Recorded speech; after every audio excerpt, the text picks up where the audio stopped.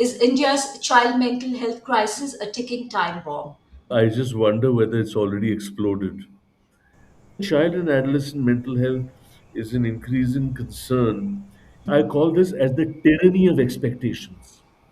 All it needs is one insensitive coach to say, "इतना भी नहीं आता और एग्जाम देने आए हो," and it just breaks the spirit of a child parent child relationship that structures the interaction in a way that it is not entirely based on expectation, instruction, control, and obedience. But the child produces report card to a parent, and the parent has a look at the report card and just goes, "When will you improve? What's the point? How long will this go on?" The moment a child experiences disappointment in a parent system, the sense of value that a child has and a sense of belonging uh, is significantly compromised. Welcome to Decoding the Education World with Samia Yasmeen. Today, my subject of discussion is India's unseen but ticking child mental health crisis. Is India's child mental health crisis a ticking time bomb? Answering this question and much more is my guest today, Dr. Shekhar Seshadri, one of the country's most well known and respected child psychiatrists with over 35 years of experience, a former senior professor in the Department of Child and Adolescent Psychiatry at NIMHANS, Bangalore, Asia's leading mental health institution. His work has extended beyond the clinical population to children and childcare institutions, service providers across the country, as well as the South Asia region. Dr. Sheshadri is currently an advisor to Samvad, an initiative supported by the Union Ministry of Women and Child Development, Government of India. India's children today are growing up in a world unlike any previous generation, marked by relentless academic pressure, digital immersion, social media, shrinking family support. Are we facing a silent child mental health emergency? Dr. Sheshadri, welcome. And my first question to you is do you think that one of India's biggest yet least discussed public health emergencies is its child mental health crisis? Do you agree that India is facing a child mental health crisis? If so, how serious is this problem? It's very interesting, Sumaya, when you use the phrase child mental health is a ticking time bomb. I just wonder whether it's already exploded. Uh, and the reason I'm saying this is I think that the pandemic provided an inflection point in this whole context, and it really brought to public consciousness and to the attention of service providers and people who are concerned and interested in the welfare and well-being of children that well-being and mental health issues were becoming increasingly matter of acute and serious concern. Now, if you go to the time period before the pandemic, and if you look at the statistics, you will find that for a couple of years, even before the pandemic, there has been an increase in all sorts of child and adolescent mental health issues, both neurodevelopmental, which is children with neurodiversity, children with emotional and behavioral issues, and children who came from adverse childhood circumstances and vulnerability. This was already an issue. So, the fact that child and adolescent mental health is an increasing concern is not an alarmist position. It is not a figment of imagination. It is not an exaggeration. This is something which is very real, borne out by what we have seen and what we encounter in clinical practice. And I think the whole thing has sort of come to a boil, as it were, starting with the whole preparation for exit exams and entry into professional examinations and all the stuff that went around coaching, colleges to all the other concerns uh, that are impinging on youth, children, and adolescents currently. So, in short, we are confronted with a very serious issue here. I suspect, and I'm afraid that the bomb has already exploded, and we probably have to get into strategies that look at damage control. But what do you think are the major triggers of this, crisis? Is it like you also pointed out to about academic pressure that still is one of the major causes, but also uh, digital dependence, breakdown I of the wrote. family structure. Let me speak about family structures uh, and schools and the expectation thereof as two parallel tracks that kind of structure our concerns around this issue. I wrote a newspaper middle once, and I said, "Rejoice, it's examination time."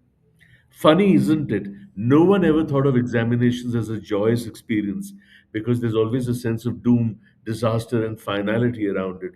Whereas examination should actually be a celebration of learning. And it never is because outcome, result, and success is prioritized over effort and process.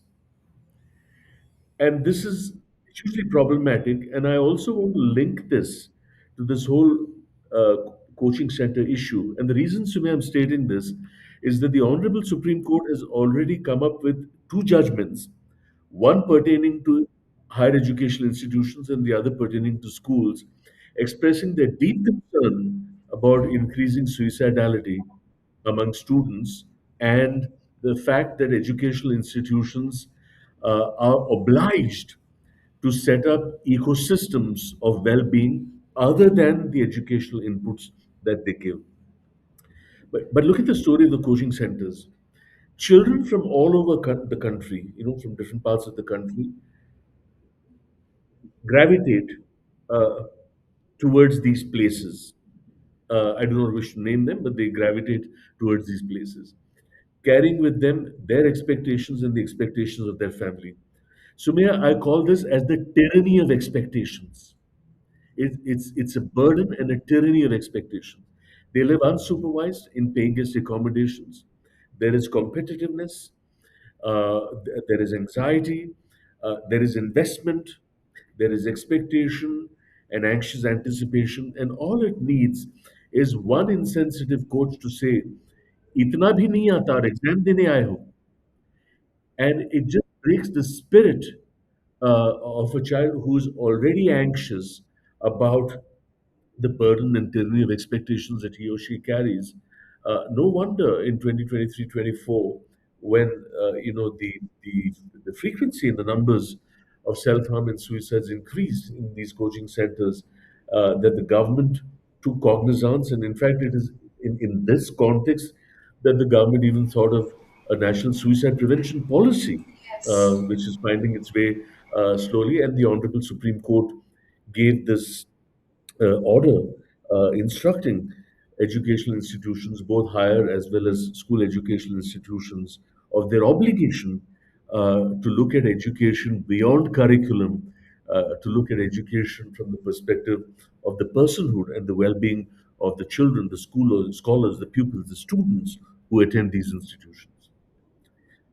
As far as family is concerned, the issue is that the relationship of parents with children is unfortunately constructed on a culture of instruction, expectation, control, and obedience, and not on a culture of conversations. And this is problematic uh, because the conception of children and the conception of childhood, how civil society, how the media, how families, how parents conceptualize contemporary childhood We are talking about a contemporary childhood which is very different from the childhood of 10, 20, 30, 40 years ago. And this childhood is changing precisely, Sumya, because of the point that you raised. We live in a digital world and it cannot be wished away.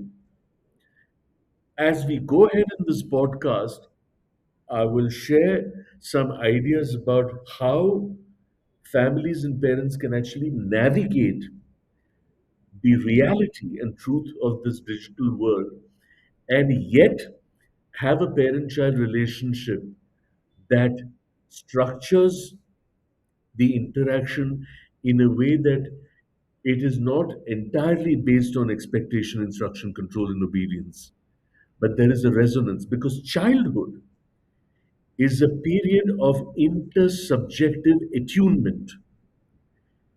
And this is where, particularly with young children, preschoolers, who are looking for a sense of, of attunement. And this is what we call as responsive parenting.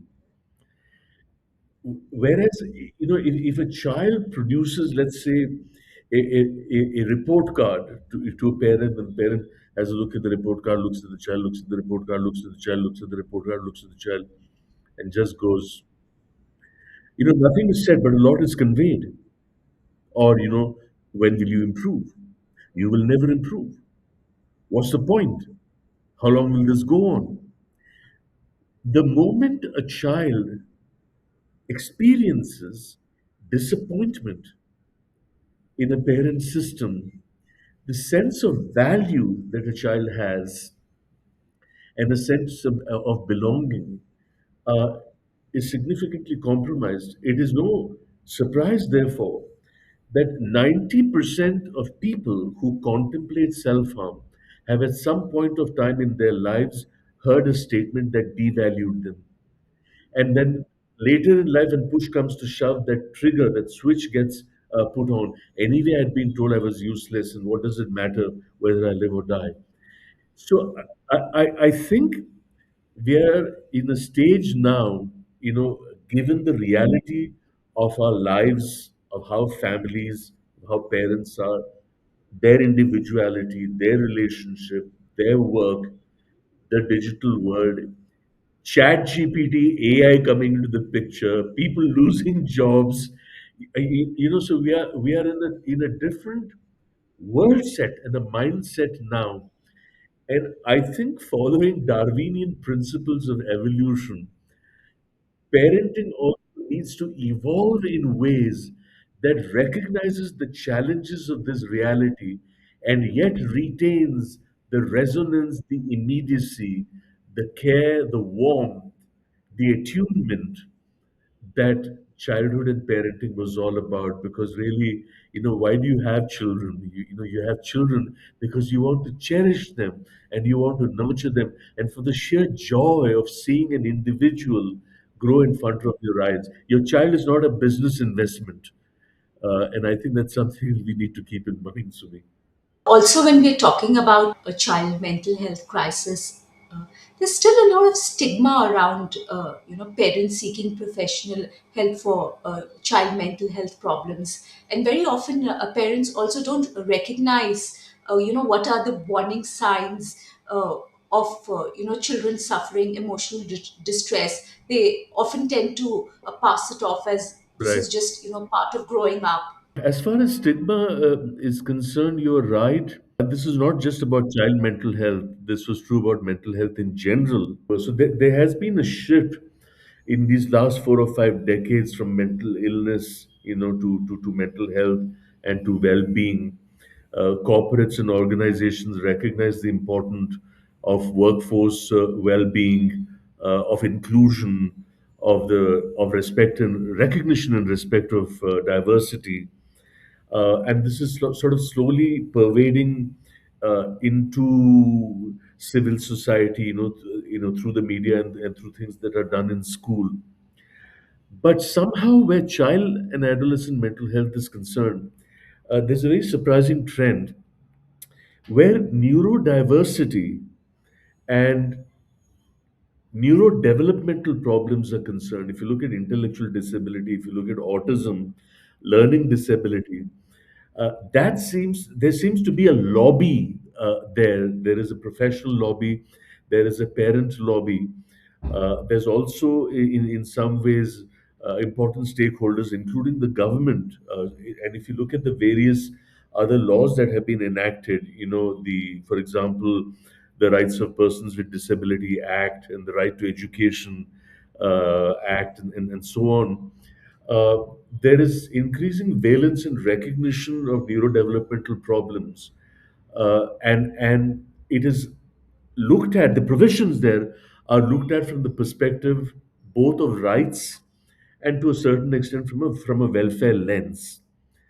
That narrative is yet to sort of percolate and pervade into other child mental health problems, particularly emotional behavior problems and childhood and juvenile onset disorders, mood disorder, bipolar disorder, childhood onset schizophrenia, OCD, and so on. But there's also a large chunk of emotional behavior problems that arise out of adverse childhood experiences. The recognition that many children undergo adverse childhood experiences, um, and there is a tendency also to think of adverse childhood experiences as something huge and horrific, which is true. But we mustn't forget what Mark Twain said: nothing that grieves can be called little in the eternal laws of proportion. The loss of a doll for a child and the loss of a crown for a king are events of the same magnitude. So sometimes we underestimate the impact of what experiences of rejection, of exclusion, of loss. The adult world may think it is minor, but not for the child. Interestingly, we've seen this in the adoption sector as well. There's a difference between a 1 week old child or a 1 month old child who's adopted. But a child who's 2 to 3 years old, who was abandoned at birth and has lived for 2 to 3 years in a childcare institution, in a registered bona fide childcare institution, living with 14, 15, 20 other children, sleeping on a mattress but on the floor with certain sights and smells around, eating perhaps in certain kinds of plates with food which has certain texture and smell, and is adopted into this upper middle class family and suddenly living in this 2 or 3 BHK house with a Western toilet and sitting on the table and eating pasta. And the child says, "Where is my blanket?" And the adoptive parent said, "There it is, that very expensive fleece blanket." That one. Which one? The smelly, moth eaten one. Children have transitional objects, which is their security object. All of us have children, that doll, the broken one, that pillow, the pillow cover, the edge of the grandmother's sari. Uh, a notebook in which I wrote my first letters. And so we have all these transitional objects. So the recognition that children can experience trauma, even a child who's a preschooler and a toddler can experience trauma, is something that is yet to impinge on the consciousness of civil society. So I think partly the issue of stigma also comes, I guess, from lack of knowledge. May I dare say ignorance, because people make assumptions. As I pointed out to your earlier question, people make assumptions about children and childhood. We spoke about it earlier. One of the greatest concerns of parents, educators right now is the digital dependence or addiction of children to digital devices, social media, etc. How is this new animal, as it were, in the park, changing and damaging childhood? The recommendation was that for preschoolers, the 4, 5, 6 year olds, the total amount of screen time should not be more than 90 minutes a day, and that too not continuously in 4 or 5 bursts of 15 to 20 minutes each. Your 7 to 9, 7 to 10, perhaps, 2.5, 3 hours a day. And your 14, 16, 17 year olds, perhaps, 6 to 7, hours day as far as screen time for educational purposes, plus entertainment purposes, plus social contact and peer interaction, plus necessity and so on, put the whole thing together. But by this time in mental health, there was already a phenomena known as behavioral addiction, and it is very similar to addictions. And there are a certain percentage of children and adolescents who have diagnosable behavioral addiction, internet gaming disorder, um, pornography, and so on and so forth. The complaint then was about this 16-year-old who's spending 18 hours a day, gaming or, on the phone, and neglecting uh, activities of daily living, at the expense of peer interaction, at the expense of family interactions, at the expense of adherence to the school routine and obligations. Now, is there a recognition that this is something that is getting into an addictive pattern? So, to recognize a pattern is important. And the negotiation then that is held with the family and with the adolescent in question is a, a delicate form of therapeutic engagement where we get the adolescent to reconceptualize his or her sense of personal identity. What is the extent to which your personal identity is defined exclusively by your engagement? And sometimes that engagement itself is problematic because it runs the risk of online predators. It runs the risk of other cultures, as we have seen in the recent Netflix serial Adolescence, the incel culture and the manosphere. And we also need to recognize that a lot of the social media and the kind of stuff that we have, your Facebook and Insta and Reels and all of that, also function on algorithms that are devised by corporates, which are essentially profit driven. And this is where addiction comes in, because once the algorithm recognizes that you're sourcing particular kind of information, it automatically throws it up, and that's how you get sucked in, and therefore to respond to it in ways that you're essentially being suckered into these algorithms, and they are pernicious algorithms, some of them. So the self, the digital world, and algorithms are a triangulation that we negotiate with the adolescent in concern, and then through therapeutic, through elegant and delicate therapeutic processes, for the adolescent to acknowledge that while I really like this, I also have other aspects of personhood that define my identity, such as my family, my other hobbies, and things I like doing at home.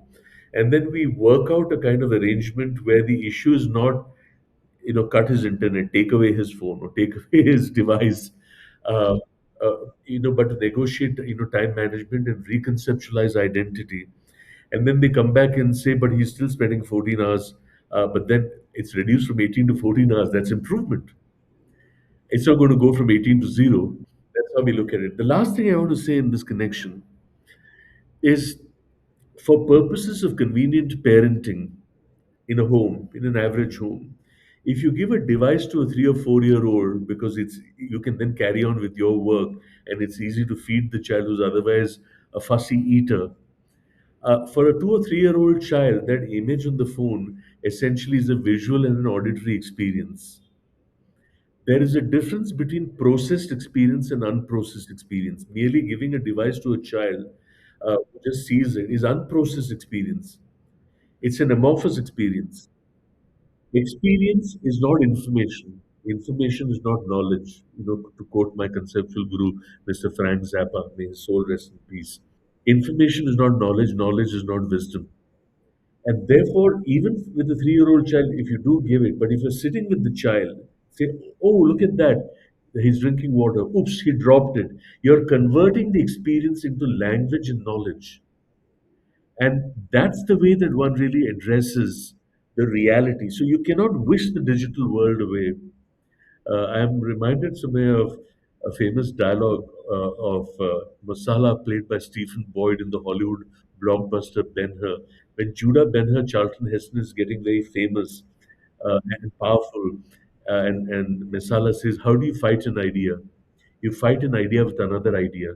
You cannot wish the digital world away, but you can subvert it by building this culture of conversations and culture of activity with children that can then elegantly redesign and redefine the experiences that children have.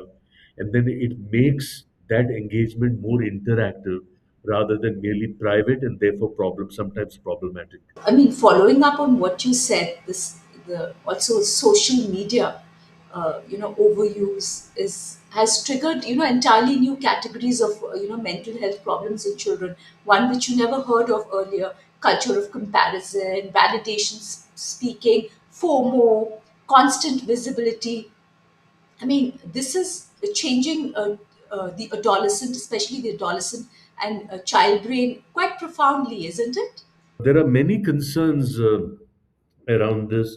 One, for example, as I said, is it's about online abuse and internet predators, and both the Ministry of Electronics and Technology as well as the National Commission of Protection of Child Rights have taken cognizance of online issues and have sort of set up things to address it. The other issue is if you look at identity and self-image, and you look at media depictions of what is appealing and so on, particularly during vulnerable adolescent phases. This business of virtual identities, who the real person is and who the person you sort of pretend to be, online, is also becoming a matter of increasing concern because it's almost like leading two identities or two lives, and then they sort of merge into each other, and you really lose sight of who the real person is.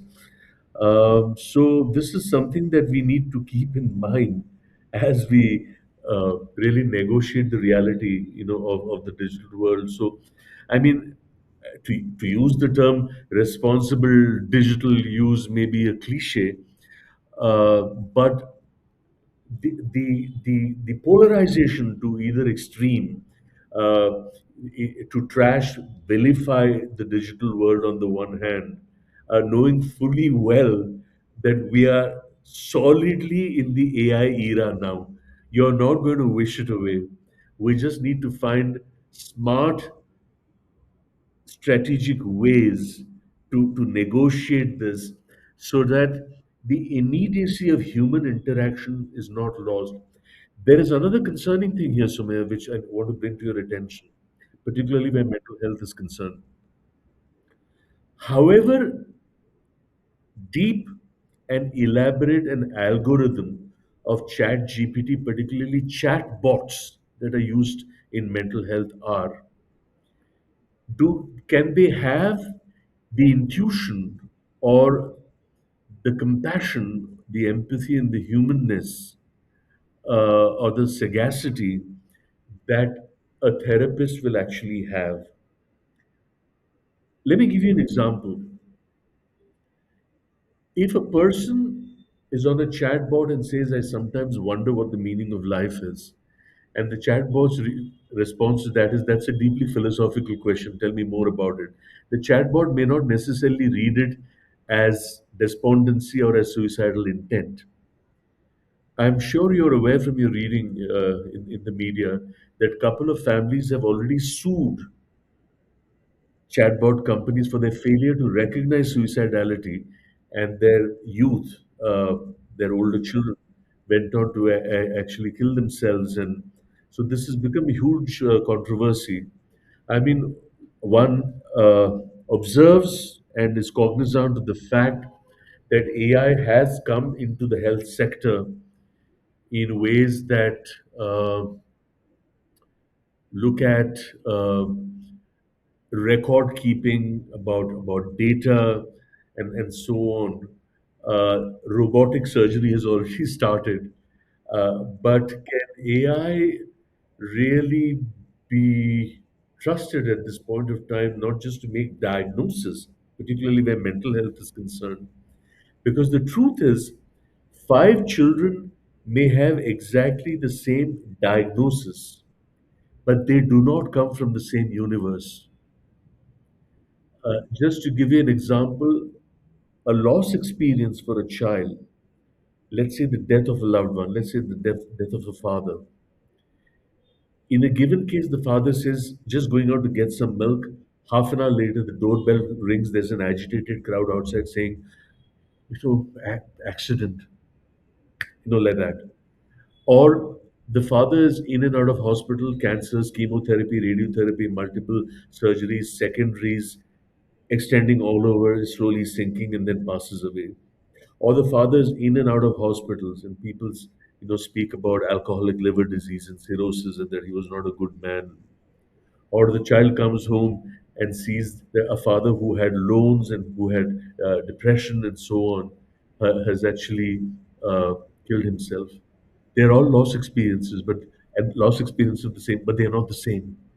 They carry completely different contextual meanings. So the nuances of these contextual meanings is something that we need to keep in mind, because increasingly young people, children and youth, are gravitating towards chat GPT and towards chatbots to actually look at solutions and resolution for some of the issues that they face in life. And they may be minor. It may be a relationship tension, it may be bullying, it may be some issue at home, it may be a rejection experience, it may be something to do about self body image or appeal, it may be to do about failure and success and so on.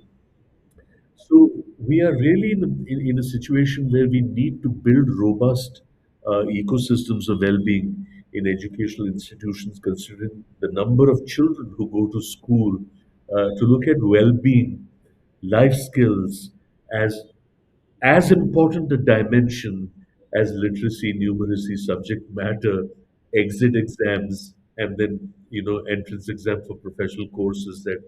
And I think that if both these tracks are robust, and the fundamental or the traditional outlook to education uh, cannot have 90% of valence as far as the obligation of educational systems are concerned. I'm going to come back to schools and education institutions a bit later. But following up on the social media thing, I mean, as you know, Australia has banned social media for access for children under 16. France and UK are considering it, and they're already in advanced stages of legislation. Should India consider a ban on social media for children under 16? Uh, this matter has already been the subject of quite a bit of reflection and debate, even in Australia, which was the first country to consider that ban on social media. Um, the the truth is, however much you may ban a certain phenomena, a certain source of experience, a certain source of content, particularly content which is inappropriate for age or content that is objectionable. Uh, there are several levels in this process that needs to be considered. Why, for example, are is hate content or sexually inappropriate content?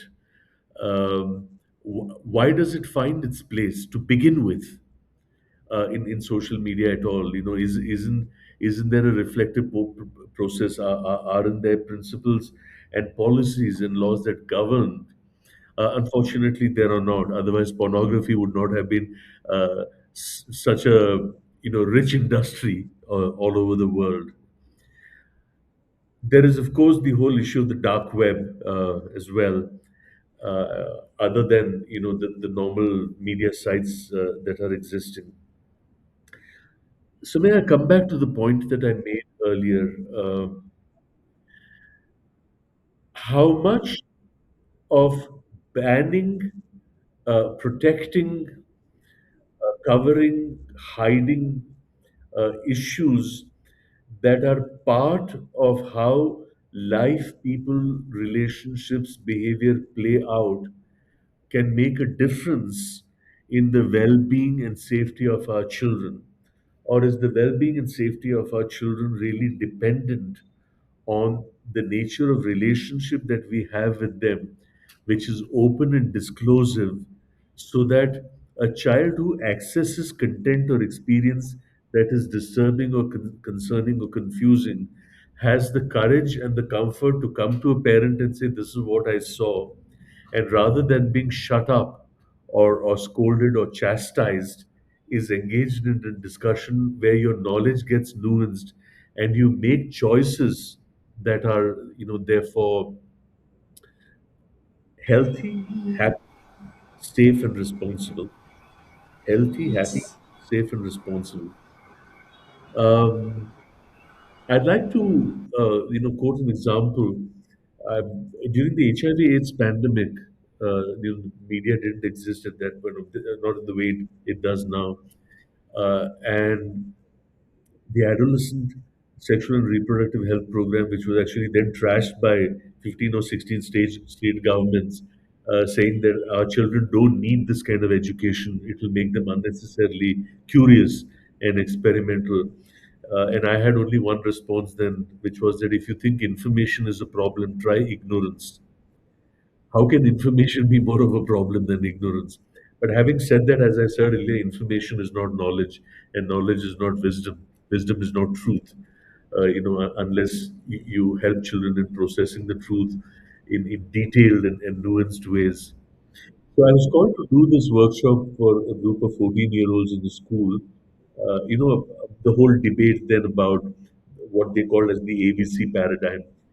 Abstain, postpone. Your, if you cannot be faithful, if you can't be faithful, use condoms. That was called the ABC paradigm.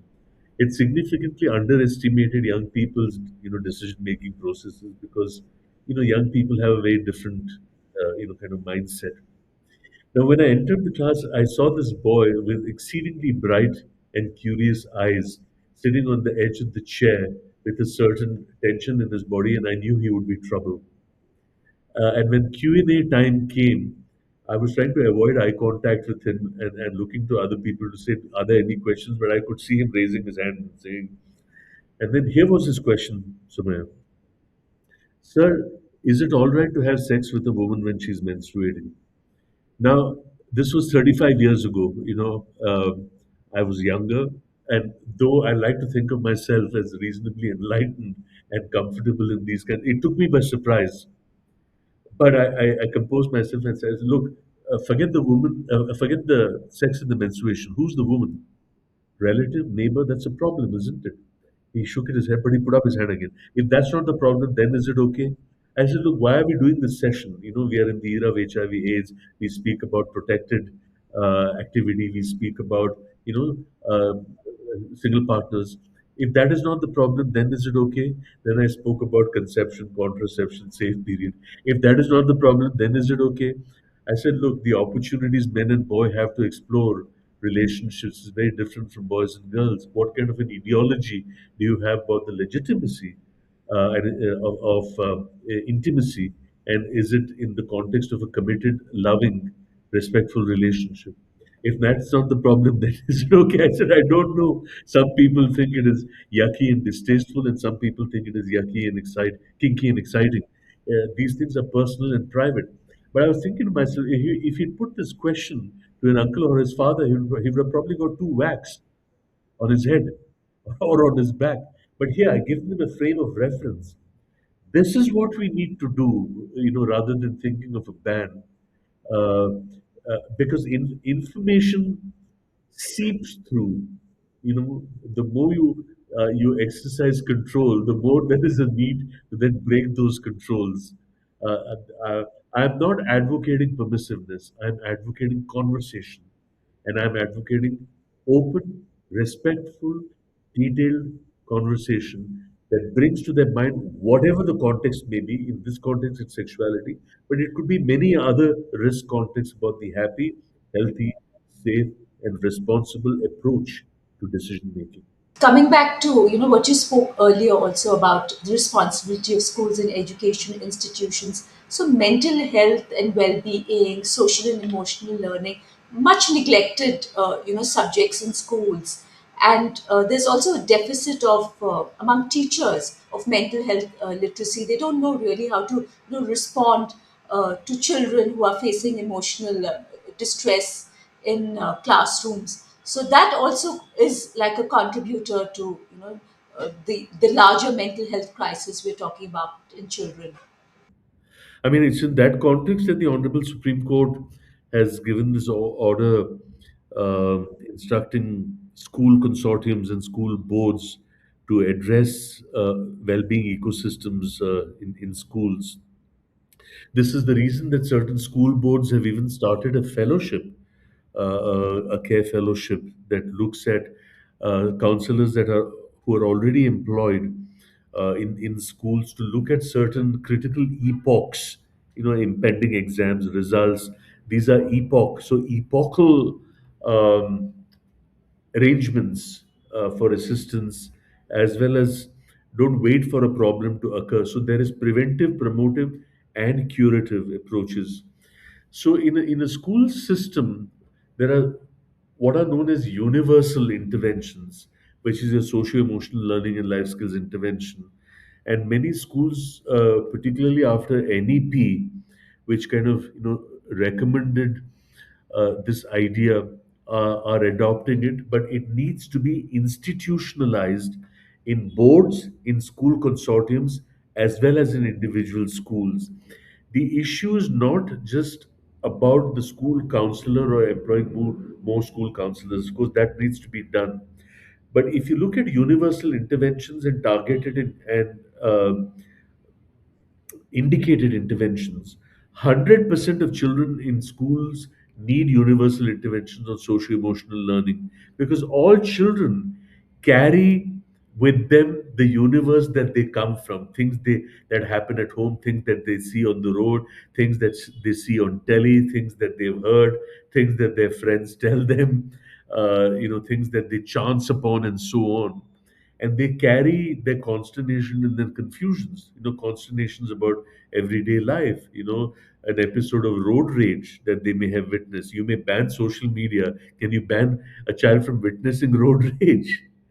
You know, can you ban hoardings, which advertise beauty products, but which have people in various forms of apparel or lack of them, as the case may be. So these kind of images, which are sensual, exist all over. So, what is the extent of ban that you will impose, and the kind of censorship that you will impose?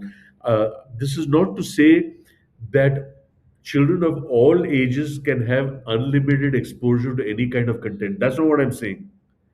There has to be some vigilance, some alertness, and some balance, because children need that kind of control.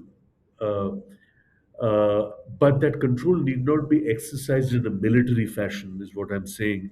And if that goes hand in hand with the culture of conversations, that openness to discuss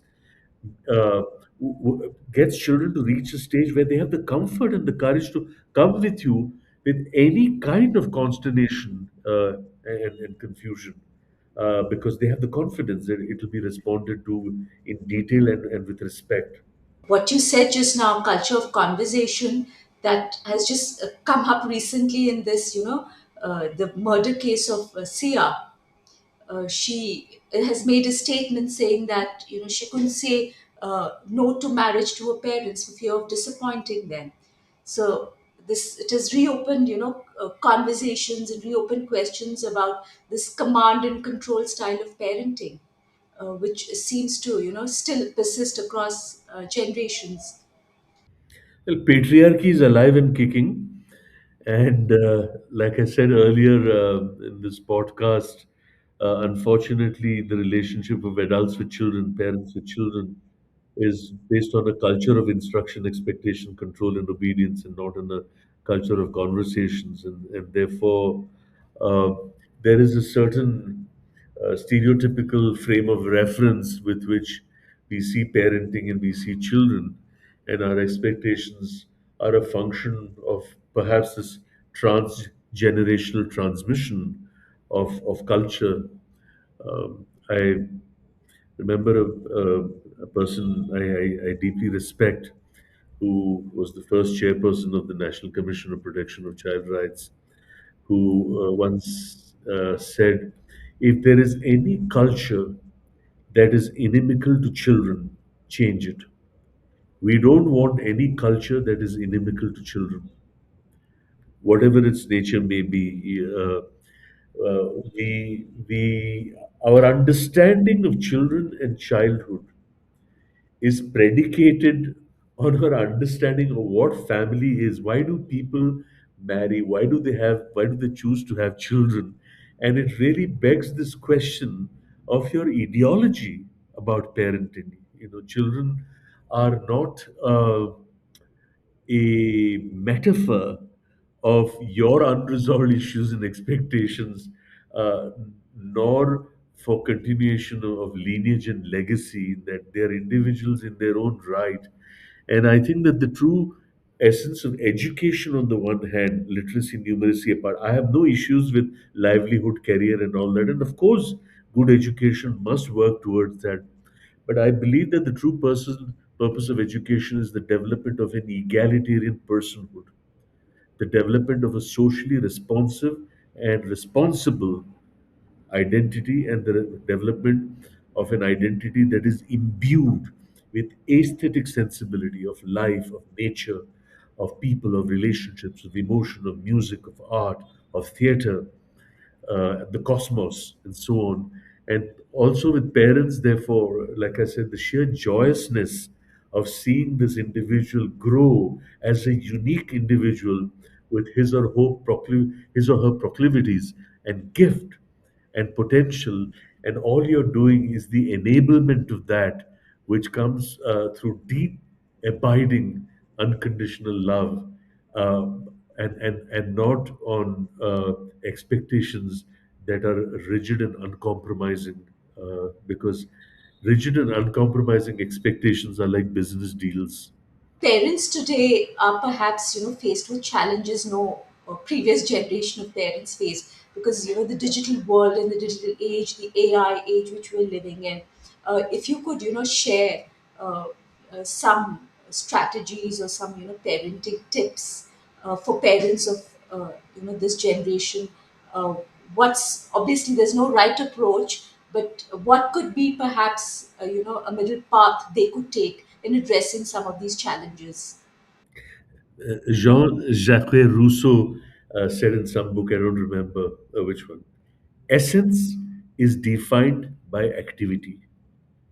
The essence of a good marriage is the activity you bring into the marriage. You can't claim to be a good partner, but you're never around for shared hopes and doing things together. The essence of good parenting, therefore, is to create rituals that lead to memories, and memories that lead to a vibrant identity, which in adulthood remembers that part of childhood. To every adult, if I were to ask, what is it that you remember about childhood? You will remember that which is a stable memory. And a stable memory is something that happened very often, or it happened once, but it was so joyous or so horrible that it's unforgettable. So people have different narratives. You know what I remembered about my childhood? I remember in my house I had a 100-year-old antique bell, and it was my job during mealtime to ring the bell. And I had a large extended family, and they would gather, and we would eat and talk and sing and play games. And at the age of 50, that bell has pride of place in my house. You know what I remember about my childhood? Dad had a government job, and we used to take leave travel concession every 2 to 3 years, and we've traveled all over India. And the planning of that train journey, and packed food, and the cassette player, and playing cards, and making friends, and and sending them those postcards. Remember the 15 paisa postcards? I'm not too sure it exists anymore. And then writing to them. That's all. You know what I remember about my childhood? I remember in my family we had a tradition every week to go to a nearby orphanage and do some social work. That's where I got my inspiration to do my PSW and MSW in social work. And here I am at age 47 as director of HRD in this company. You know what I remember about my childhood? I remember every day thinking, why was I born in this family? All I remember about my childhood is night after night putting my ear outside my parents' door to listen whether they were killing each other or not. So you create parenting is about attunement, and it's about responsivity. The best thing you can provide a child is a sense of value. And you take a 11-month or a 14-month old child who just starts to walk, and how does the family respond? Oh, look at that. This is attunement, and the child responds to that excitement with attunement. And the moment a child experiences shame, and therefore an erosion of personal value, uh, and which is why sometimes when we feel that seemingly unmotivated children would be motivated if you shame them to say, we say things like, when will you learn, or I'm disappointed in you, or this cannot go on, and what are you thinking, in no brains or what. You may say it in anger. You may and many people, Sumya, that I've spoken to, including colleagues in the mental health professional, have argued this point to say, bachpan mein hum bhi to maar khaye hain. As children we also got a couple of vaccine. We've grown up all right, didn't we? We did medicine and became mental health professional. I'm sorry, I do not buy that logic. To me, that logic is specious. You cannot be hitting children.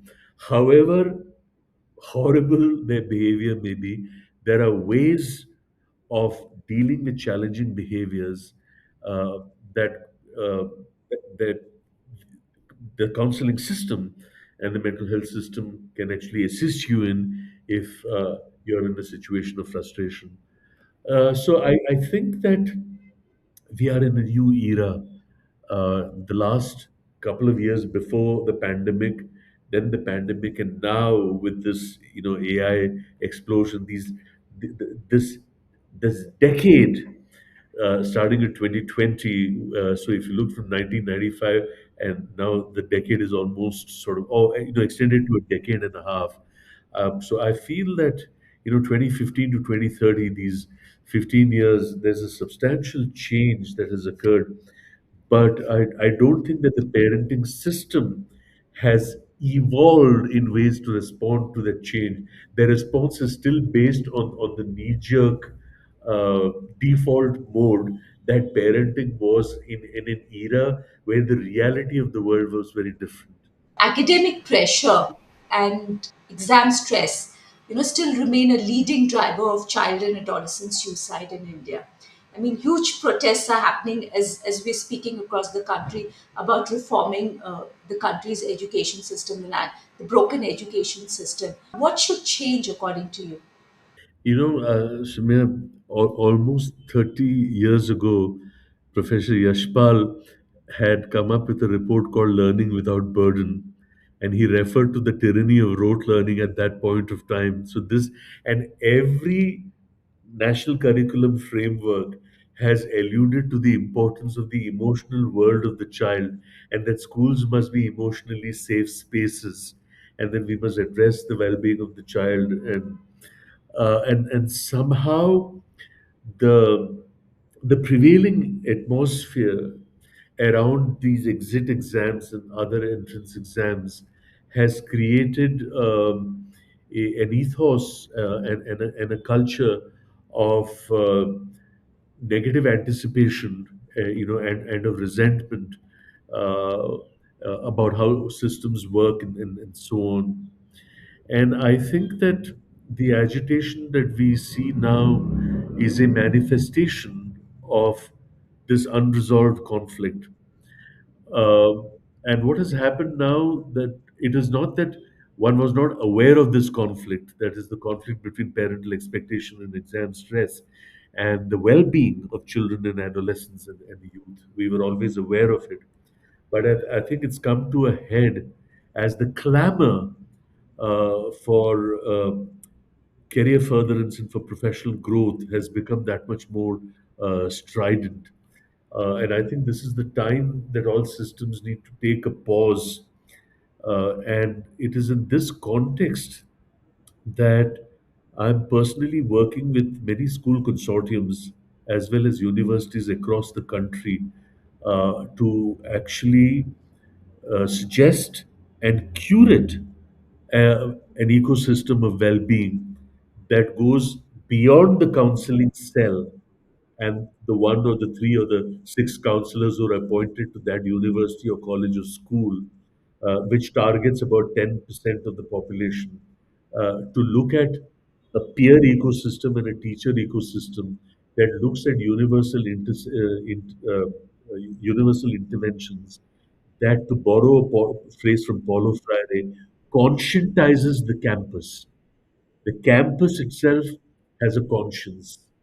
So we call these as institutional cultures. What is the culture of an institution? And is the culture of a school, the culture of a college, such that children's happiness and their smiles and their well-being and their sense of comfort, their sense of respect, of being valued, is not dependent only on the academic performance, but on many other things.